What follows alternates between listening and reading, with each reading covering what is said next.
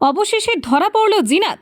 আমাদের চ্যানেল সংবাদ 9 শুরু থেকে শেষ পর্যন্ত জিনাতের প্রতিটি আপডেট দিয়েছে এবং এক্সক্লুসিভ রিপোর্ট পেশ করে চলেছে। বন দপ্তর সূত্রে জানা গিয়েছে, বাঁকুড়া থেকে রওনা হয়েছে জিনাত, তবে তাকে কোথায় রাখা হবে তাই নিয়ে এখনও কিছু জানাতে নারাজ বন দফতর। রবিবার বিকেল 3:58 বাঁকুড়ার গোসাইডিহিতে ঘুমপাড়ানি গুলিতে কাবু হয়েছিল জিনাত। দীর্ঘদিন ধরে ঝাড়গ্রাম বাঁকুড়া পুরুলিয়ার বিস্তীর্ণ এলাকায় আতঙ্ক ছড়ানো বাঘিনীর সফর শেষ হলো। চতুর্থবারের চেষ্টাতেই বন দফতর সফল হয়।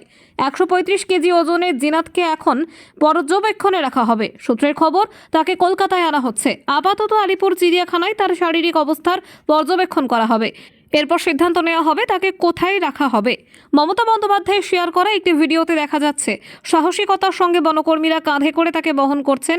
মুখ্যমন্ত্রী তার বার্তায় বন দফতর এবং স্থানীয়দের অসাধারণ সহযোগিতার জন্য আন্তরিক ধন্যবাদ জানিয়েছেন। জিনাতকে ধরা বন দফতরের জন্য ছিল একটা বিরাট চ্যালেঞ্জ, কিন্তু তাদের দায়িত্ববোধ এবং সাহসিকতায় বাংলার মানুষ আজ নিরাপদ।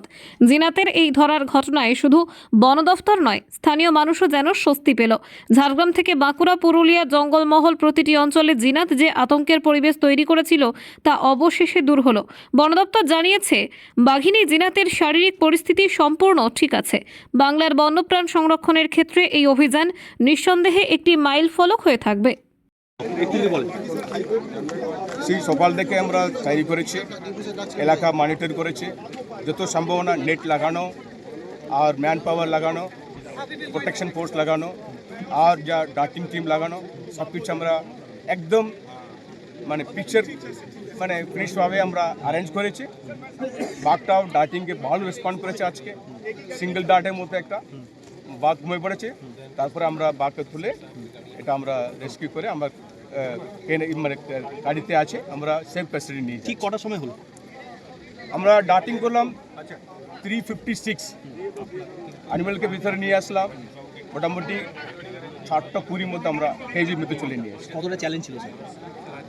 কত 8 দিন আমার পশ্চিমবঙ্গে যখন ঢুকলো সেই দিন থেকে অনেক স্টাফ, অনেক পুলিশ অফিসারের গুম চলে গেল, অনেক অফিসারের গুম চলে গেল। সেটা আমরা ফরেস্ট ডিপার্টমেন্টে আমার দায়িত্ব, আমার কর্তব্য, কিন্তু আমার ডিপার্টমেন্ট ছাড়া অনেক অফিসার এখানে সাপোর্ট করেছে, হেল্প করেছে, স্থানীয় মানুষ অনেক হেল্প করেছে, শক্তি মিডিয়াও হেল্প করেছে, সাপোর্ট করেছে। সেই জন্য আমরা অত্যন্ত ধন্যবাদ সবাইকে আমি জানাচ্ছি। এটা আপনারা ভালো সাপোর্ট করবেন। ফরেস্ট ডিপার্টমেন্ট সবসময় আপনার সঙ্গে আছে।